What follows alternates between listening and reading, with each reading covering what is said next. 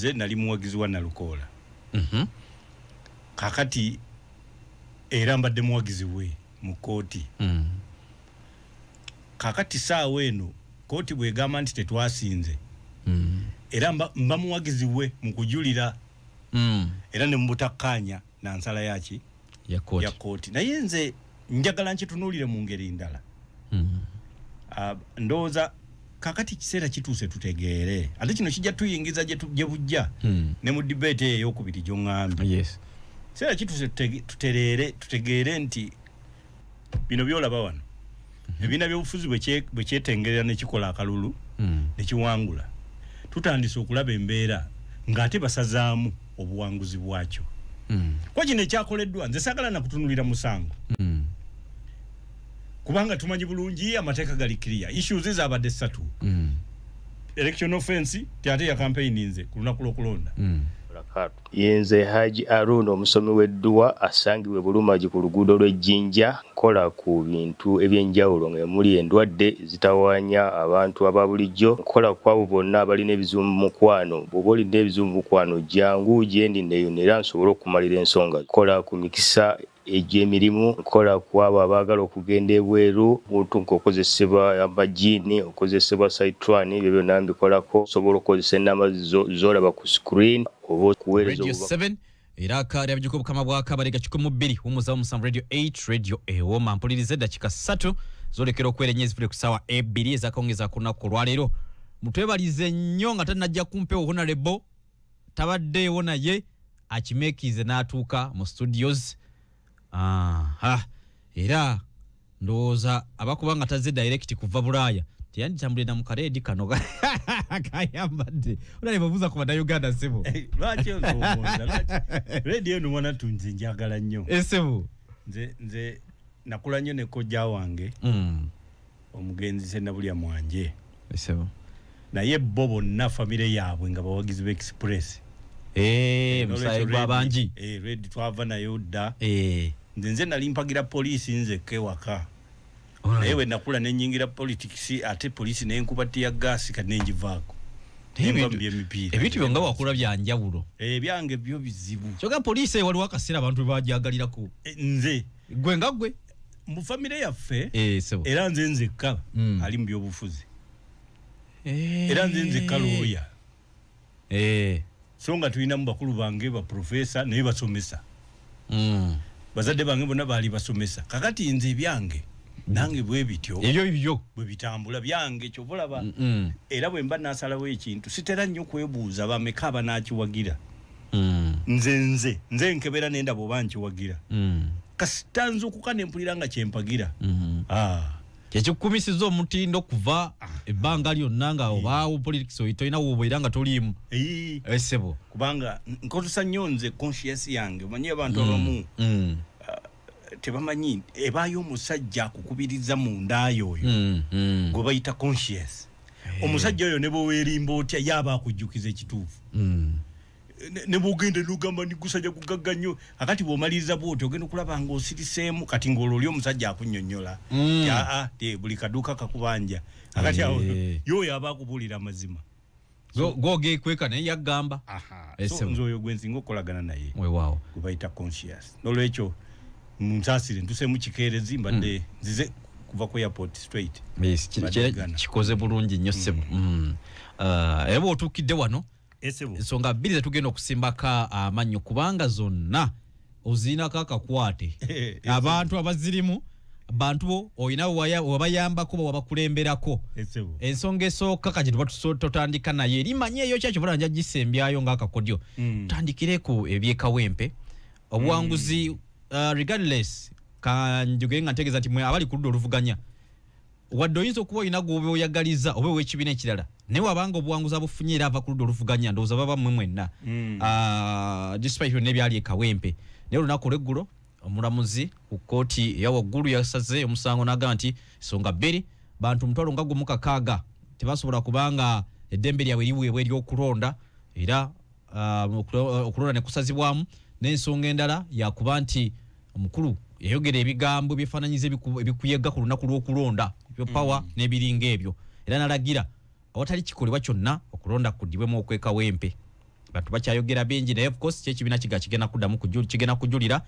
bitambulirawo bantu bebuuza kati bana abekawempe bo tebakiikirirweko okuva Segirinya bwe yalondebwa n'afuna ebizibu byate babadde nga bafunye kati ne guno mwaka gulinga okugenda okuba bwe gutyo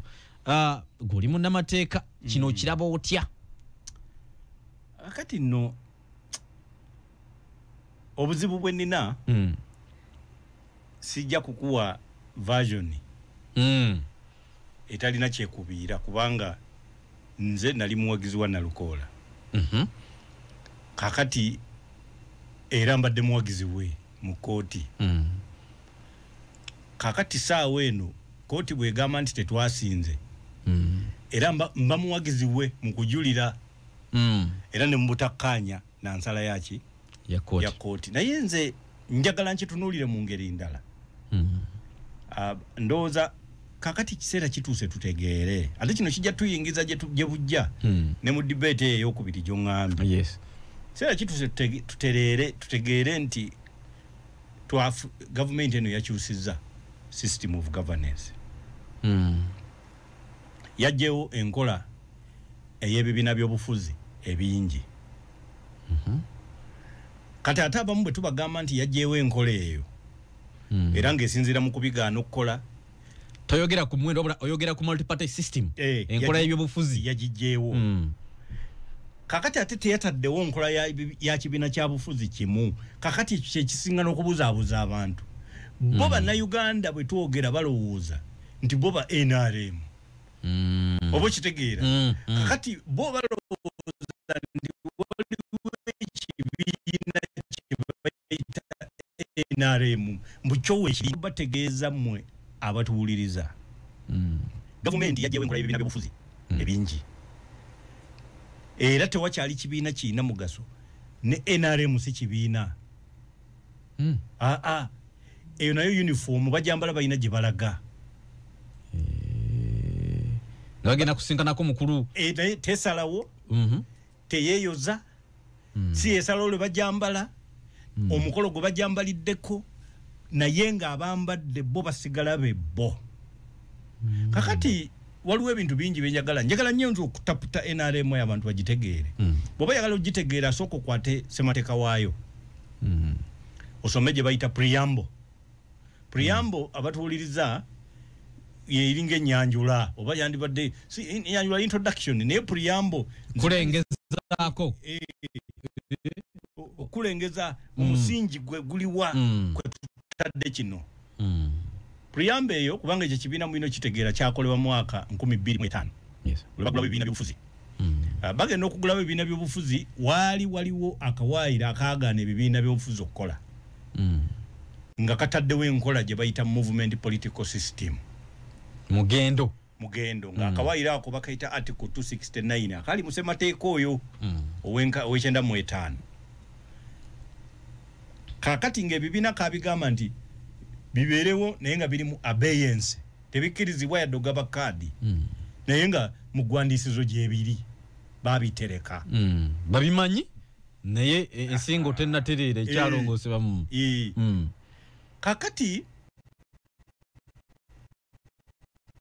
kitegeeza nti waliwo enkola nga tewaliwo kibi ng'omukulembeze ali omu yajja ne sisitimu ye n'awamba eggwanga n'atandika okugikulembererako nga yalonda amagye n'alonda abalamuzi ne wabeerawo enkola y'okulonda RC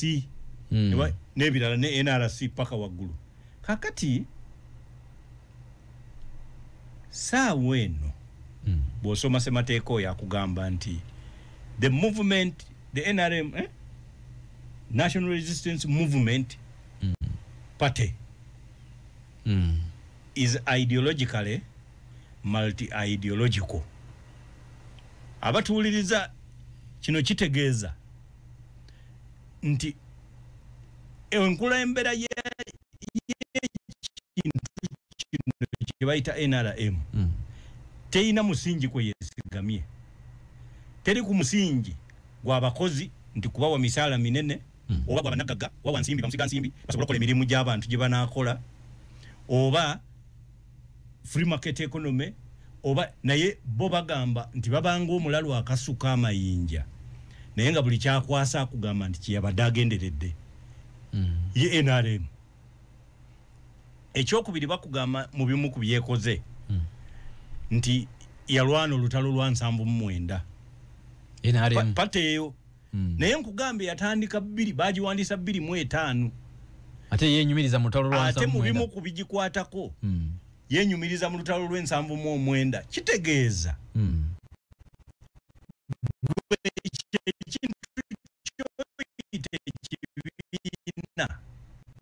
oli ali mu kuwandika biography ye ng'omuntu president w'eggwanga jemvuddewe ne bazakolagana nabo nga bakwata bwabasuula batutwala era nze nabagamba nti osobola kati okugiyita a dogmatic cult with a simplified and easily graspable catechism and with President Museveni as the high priest celebrating the mass. NRM bobe yagalo gitegeera kidini etali dini zinongeza ffe ntize mukatuliki naye kino kidini kina ne dogmas kiri yawo kina enzikiriza n'abagoberezi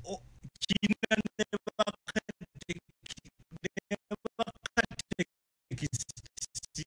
kakati bakatekisi omujiji bwabangawo bibuuzo na answer teri kunonyereza kuddako ani akutonda nakussa mu nsi katonda yantonda nanzisa muki mu nsi gwe tokkirizibwa kunoonyereza kusukkaawo towakanya waliwo ekibuuzo ne answer yakyo kakati abantu abatusomesa ebintu ebyo babeeranga bakatekisiti batusomesa katekisimu awo kati kino ekintu kino mu kyemuyita pate kirina katekisimu yakyo katekisiti kati bate nabo bambi balowooza nti bali mu pate niti bali musiba member because tewaliwo pate era abamu bakulaga nti ali mu pate olwokuba alina t-shirt eriko n'akabonero akabaasi naye bo tebakimanyi gomanyi baasi sente zekola olunaku emu bweti ng'ogirina ng'evuga Kampala mbalala ekukolera obukadde 3 mu emitwalo aga bw'obeera ne baasi eyo n'omala naye omwaka osobola n'okuweerera abaana bo nga basomera mu Amerika bukadde 3 lunaku 10 bukadde 3 kati bali balina baasi ezaddala kati banaabeera omusanga akambadde ne olukyalo tebaweterawo baasi naye yasaako kaki kabonero bali balina baasi mwe kabonero akalaga nti baasi weeri kakati njagala kutegeeza ekiseera kye tulimu kati kyakutegeera twava mu eyo enkola abantu ne bagamba nti batadde ebibiina by'obufuzi naye nakugamba tebaata bibiina bya bufuzi nti bikole naye bwaliwo enkiiko ez'amaanyi kati waliwo olukiiko olwatulekana nasike omwaka 2022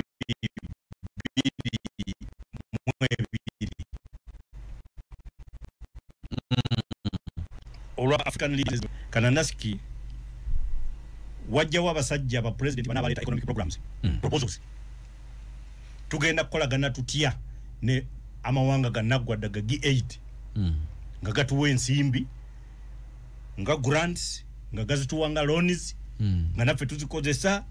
nga bwe tuddawo mwali president yasooka yali Thabo Mbeki yali wa South Africa naye yaleeta economic program Abdoulaye Wade owa Senegal naye naleeta ebiseera ebyo yali wa Senegal Bouteflika owa Nigeria naye naleeta kakati ate ne Obasanjo owa Nigeria mu kaseera naye naleeta kakati programs ezo nya abazungu ne baganja kakati tuzigatte balina kuzofiti yaliyo babeeranga ne babeera mu Galale kati mbadde njogera ku nsi ezaali ezaddala omanyi bano babeera wano nga banene naye obunene bwabwe bukoma wano nga tebannalinya nnyonyi bukoma Ntebe bukoma Ntebe oluusi babawa speeches bazikole ne bazikola naye nga bali abasajja baseka there is a consensus on history kati oli bwakuwa speech nga yabyafaayo abakumalidde budde tewali abiwakanya amanda banyo buli mikulu gyonna gwanga kujja ku byafayo ina speech writers naye nze tosobola manye bagamba ba Nigeria nti when you look back and you begin moving that is where you will go because tunule mabega ntani ko otambula dawa uloba afuse maaso wadenge badde mabega so kakati tiwali controversy ku byafayo we byebyo controversy sorry controversy eri kukugenda wa going forward ensi yeragawa ojizawa empewo etabuseemuko soka wetereze so njagala kutegeeza bwe bakola program abazungu mugikole mweki ne bagituma Africa Action Plan tife mu bendo bayambira naye kama obukwakulizo betutaddemu sente tujja bawa naye twagala obukwakulizo ekisooka twagala demokrasia mu nsi zammwe bo abazungu demokrasia nga kitegeeza okuta ebibiina by'obufuzi byetayi era tutaddewo n'enkola gye bayita peer review mechanism ey'okulawuna tulaba abakikoze n'abatakola ki n'abatakikoze tuqualifyingira sente endala nga wali toyise era sente zitugenda obbawa muziteekene mu universal primary education omanya abantu bawano bagenda ne bakusesa president yalese yawerera abaana bino bena ene enkulembera y'abazungu fe tukola program kuteekesa mu nkola batuwe sente zibivujjirira yes era yali ate ebibiina by'obufuzi yagamba tubite yagamba tubije ye ngombe yatambula mu gwanga lyona so nolwekyo ebanga lyona president wa Uganda tayagala bibiina byabufuzi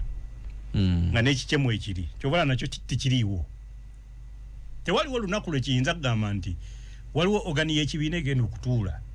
era president yeeraliikiridde biki bye bagenda osalawo tikiriiyo tulirako kasi kebere seeke eyawaggulu ennyo ate bo bamemba ba seeke be bagenda babuuza omukulu ali mu muddu ki nakyo kibaamu bo be bamweraliikirira South Africa si bwe kiri ANC esobola okugoba president Mbeki yamalako kisanja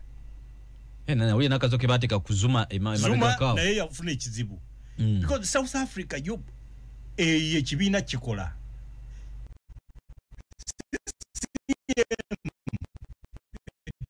Tanzania president yali avaako Mwami Kikwete naye ekibiina kyalemera ku kireeta omusajja abadde minisita biki n'akuba press ups ze nga balowooza na kapere n'alyoka bafukira ekizibu Kikwete bebbanga we yafukira president si we yali ayagalira yaliko popular nga Mukapa tannaddako nga yasinga popularity naye ekibiina nekimugamba nti anayirindako nawulira ko nti baali balowooza ayinza n'okuddira mu Nyerere mu bigere yes ati yali ayagala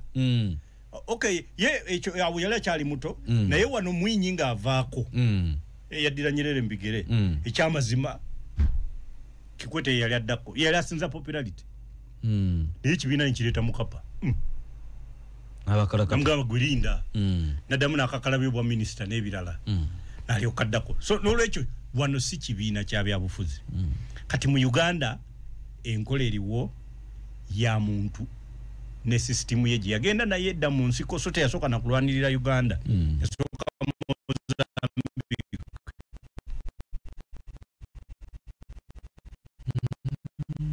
kakati yebera majege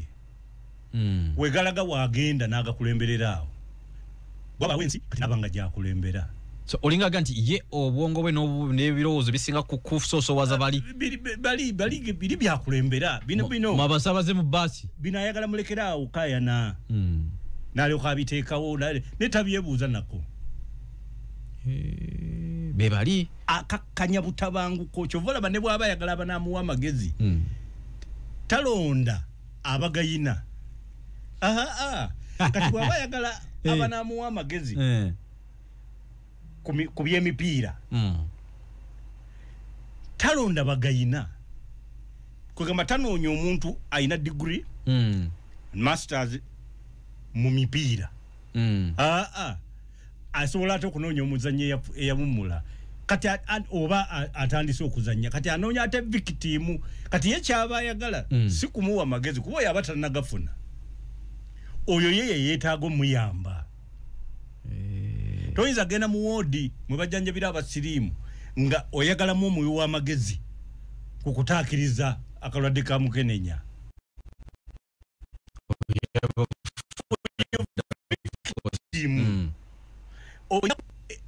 ayina obukugu mu bintu ebyo bukwata butya bwakola butya oba kitegeera so nolwekyo ye akakanya bujagalalo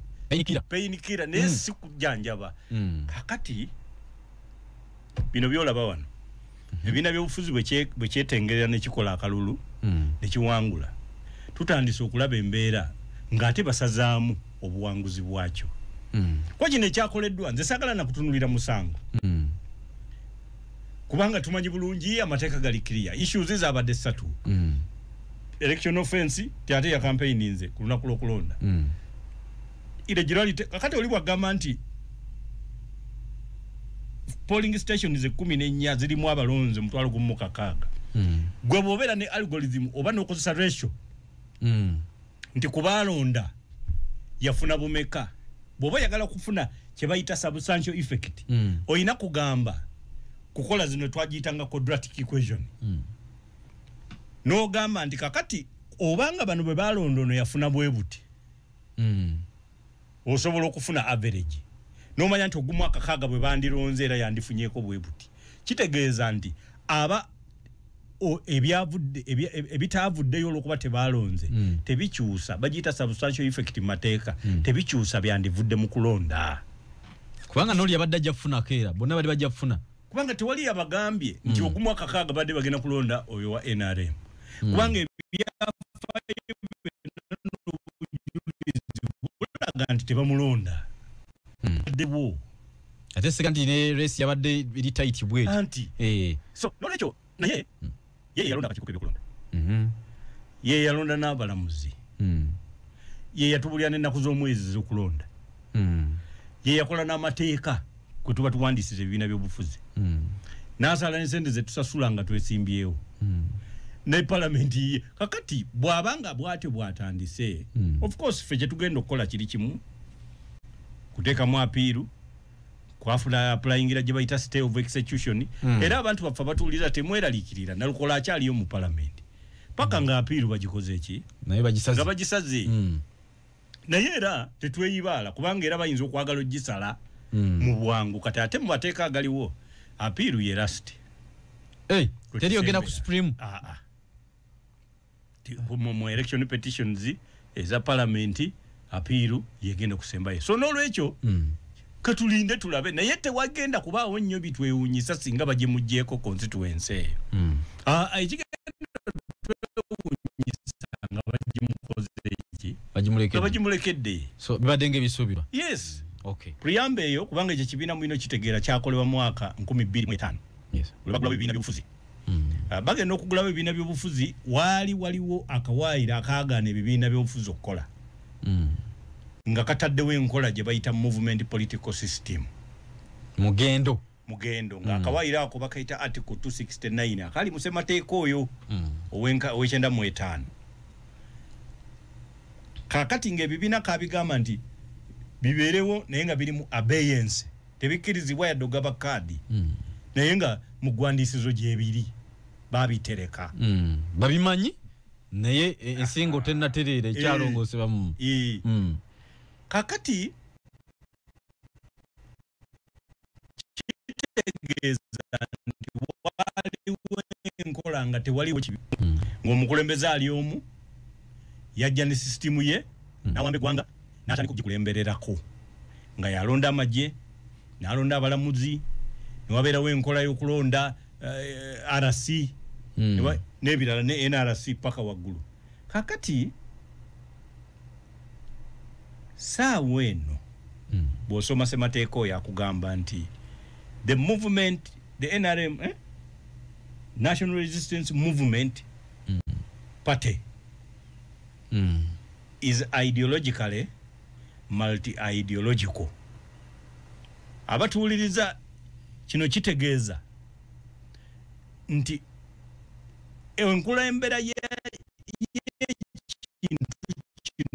baita NRM teina musingi kwe yesigamye teri ku musingi gwa bakozi nti kubawa misala minene oba gwa banagaga wa nsimbi bamusiga nsimbi basobola kola emirimu gy'abantu gye banakola oba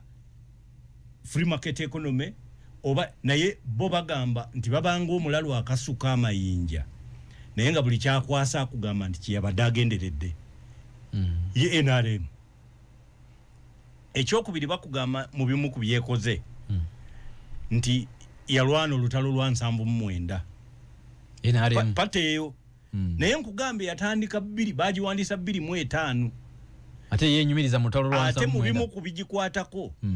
yenyumiriza mu lutalo lwa 79 kitegeeza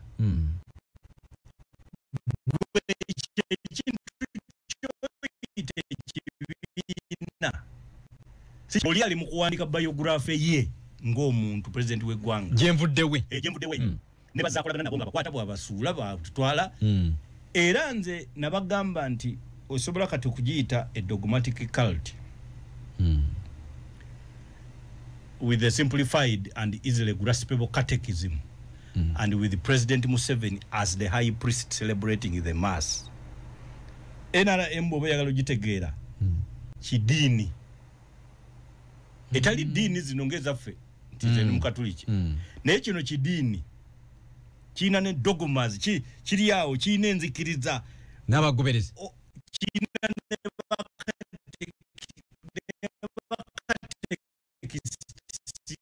kakati bakatekisi omujiji bwabangawo bibuuzo na answer teri kunonyereza kuddako ani akutonda nakussa mu nsi katonda yeyantonda nanzisa muki mu nsi gwe tokkirizibwa kunoonyereza kusukkaawo towakanya waliwo ekibuuzo ne answer yakyo kakati abantu abatusomesa ebintu ebyo babeeranga bakatekisiti batusomesa katekisimu awo kati kino ekintu kino mu kyemuyita pate kirina katekisimu yakyo katekisiti kati bate nabo bambi balowooza nti bali mu pate niti bali musiba member because tewaliwo pate era abamu bakulaga nti ali mu pate olwokuba alina t-shirt eriko n'akabonero akabaasi naye bo tebakimanyi gomanyi baasi sente zekola olunaku emu bweti ng'ogirina ng'evuga Kampala mbalala ekukolera obukadde 3 mu emitwalo aga bw'obeera ne baasi eyo n'omala naye omwaka osobola n'okuweerera abaana bo nga basomera mu Amerika bukadde 3 lunaku 10 bukadde 3 kati bali balina baasi ezaddala kati banaabeera omusanga akambadde ne olukyalo tebaweterawo baasi naye yasaako kaki kabonero bali balina baasi mwe kabonero akalaga nti baasi weeri kakati njagala kutegeeza ekiseera kye tulimu kati kyakutegeera twava mu eyo enkola abantu ne bagamba nti batadde ebibiina by'obufuzi naye nakugamba tebaata bibiina bya bufuzi nti bikole naye bwaliwo enkiiko ez'amaanyi kati waliwo olukiiko olwatulekana nasike omwaka 2022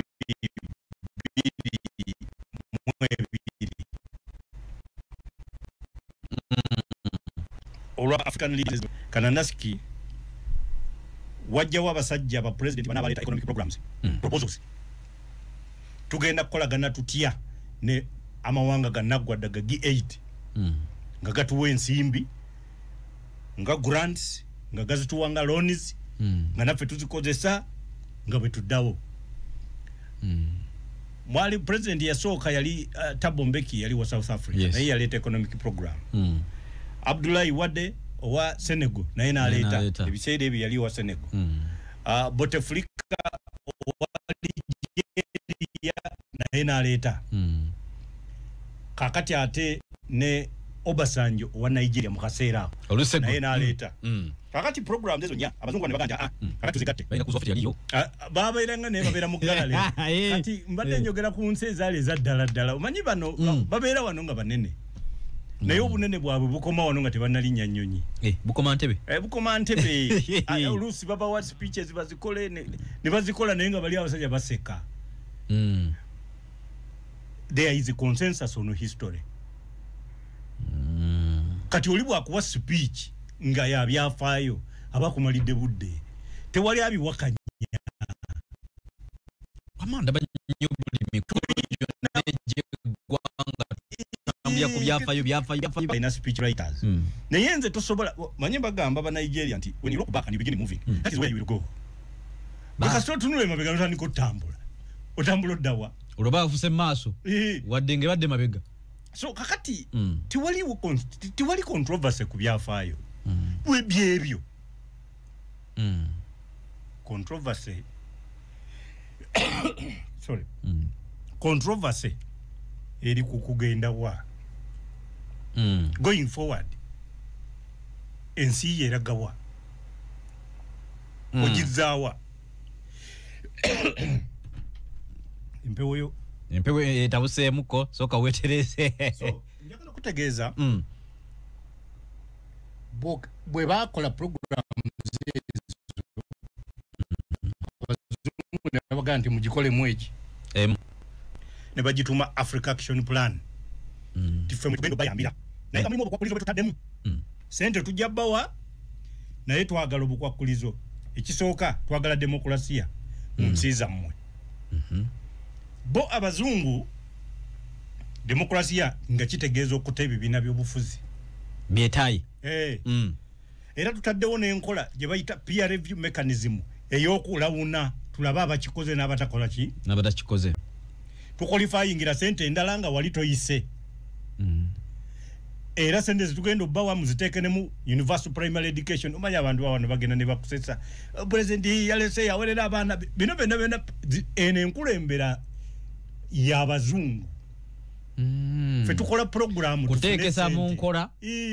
batuwe sente zibivujjirira. Yes. Era yali ate ebibiina by'obufuzi yagamba tubite yagamba tubije ye ngombe yatambula mu ggwanga lyonna. So nolwekyo ebbanga lyonna president wa Uganda tayagala bibiina by'obufuzi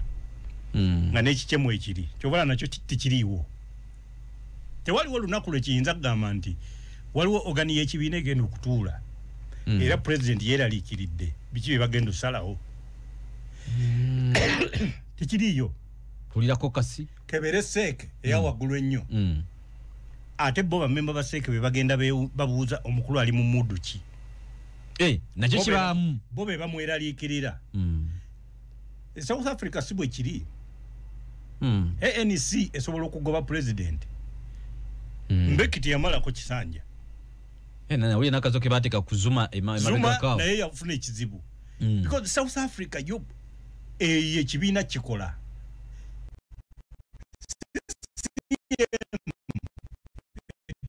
Tanzania president yali avaako Mwami Kikwete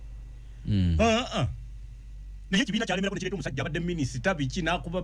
press ups nga balowooza na Kapere n'alyoka bafukira ekizibu. Kikwete bebbanga we yafukira president si we yali ayagalira yaliko popular nga Mukapa tannaddako nga yasinga popularity naye ekibiina nekimugamba nti anayirindako nawulirako nti baali balowooza ayinza n'okuddira mu Nyerere mu bigere. Yes ati yali ayagala okay ye ekyo awo yali akyali muto naye wano Mwinyi nga avaako yaddira Nyerere mu bigere ekyamazima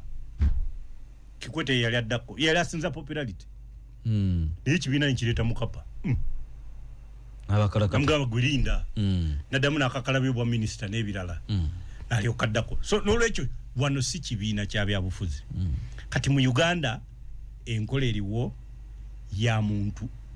ne system ye gye yagenda naye edda mu nsiko so teyasooka nakulwanirira Uganda yasooka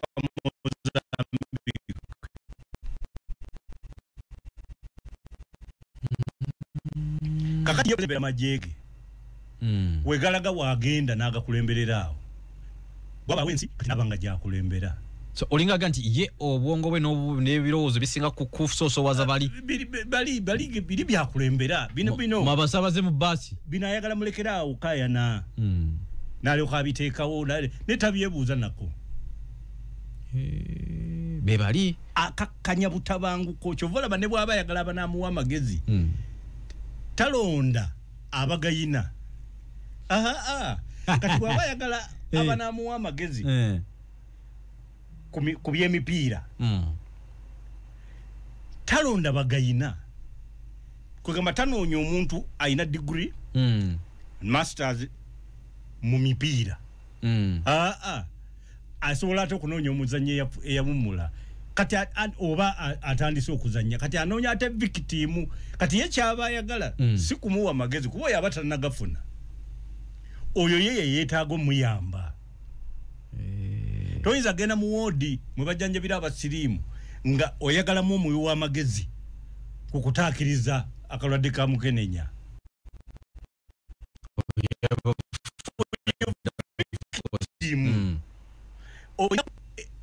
ayina obukugu mu bintu ebyo bukwata butya bwakola butya oba kitegeera nolwekyo ye akakkanya bujagalalo peyinikira naye si kujjanjaba kakati bino byolaba wano ebiina by'obufuzi bwe kyetengerera ne kikola akalulu ne kiwangula tutandise okulaba embeera ng'ate basazaamu obuwanguzi bwakyo kwa kino ekyakoleddwa nze saagala nakutunulira musango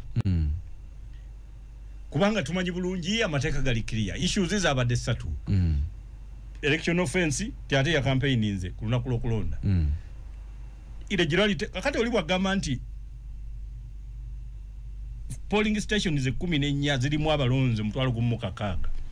gwe bw'obeera ne algorithm oba n'okozesa ratio nti kubalonda yafuna bumeka bw'oba yagala kufuna kye bayita substantial effect oyina kugamba kukola zino twagiyitanga quadratic equation